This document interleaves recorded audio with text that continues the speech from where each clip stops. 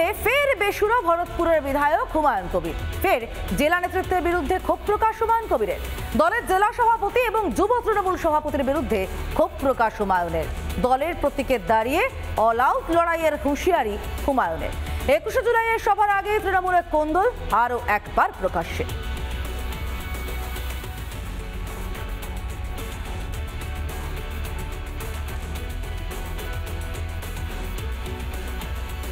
আশ্চর্য হয়ে যায়, একটা যুবর ব্যানারে একটা 21 জুলাইকে সামনে রেখে মিটিং হচ্ছে, যেখানে 16টা ব্লক, 13টা বিধানসভা, কোন বিধানসভা থেকে কোন মাদারের ব্লক সভাপতি বহরমপুরে যায়নি।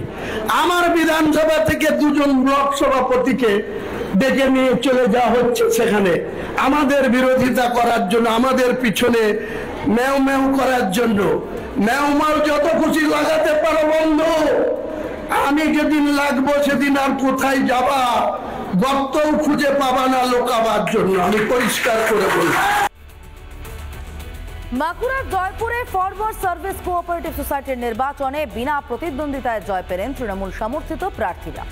29টি আসনের 29টিতেই জয়ী শাসক দল। এরপরই তৃণমূলের বিরুদ্ধে নির্বাচনে সন্ত্রাসের পরিবেশ তৈরি করার অভিযোগের সরব বিজেপি। অভিযোগ, পুলিশের মদতে এলাকায় সন্ত্রাসের পরিবেশ তৈরি করেছে তৃণমূল। বিরোধীদের মনোনয়ন জমা দিতে দেওয়া হয়নি। সমস্ত অভিযোগ অস্বীকার তৃণমূলের।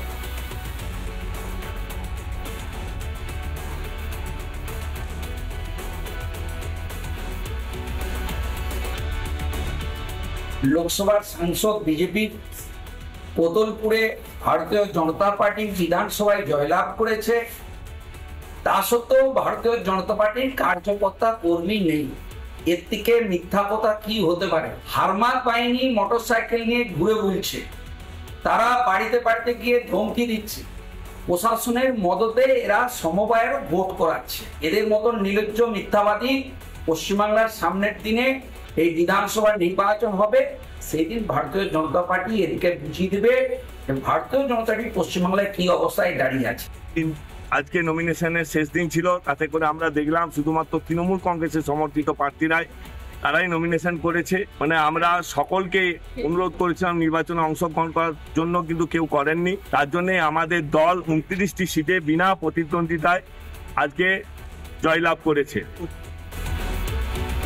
নানা ধরনের কন্টেন্ট দেখার জন্য লাইক করুন, শেয়ার করুন আমাদের ফেসবুক পেজ, সাবস্ক্রাইব করুন আমাদের ইউটিউব চ্যানেল।